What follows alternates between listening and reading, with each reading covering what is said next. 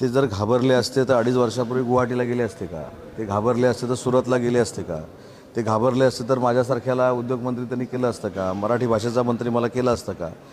सगळ्यात महत्त्वाची बाब की एखादी रिक्षा चालवणारी व्यक्ती महाराष्ट्र राज्याची मुख्यमंत्री होते.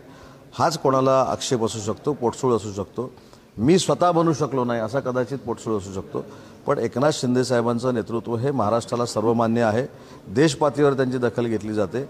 दिल्लीच्या तख्तावर देखील त्यांचा सत्कार झालेला आहे. म्हणून मला असं वाटतं, तुम्ही बघा, 1.5-2 वर्षामध्ये सकाळी उठून एकनाथ शिंदे साहेबांवर टीका झाली नाही, एकनाथ शिंदे साहेबांची बदनामी झाली नाही, असं एकही दिवस गेला नाही.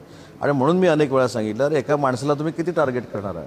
पण त्यांचं देखील कौतुक केलं पाहिजे. ह्या सगळ्या घाणेरड्या टीकेला ते अजिबात उत्तर देत नाहीत, कामानं उत्तर देतात. त्याच्यामुळं अजून समोरचा माणूस हे होतो की हा काय बोलत नाही, तो कामानं उत्तर देतो. म्हणून हे अनरेस्ट झालेले आहेत आणि अनरेस्ट जे झालेले आहेत त्यांच्याबद्दल बोलावं असं मला वाटत नाही.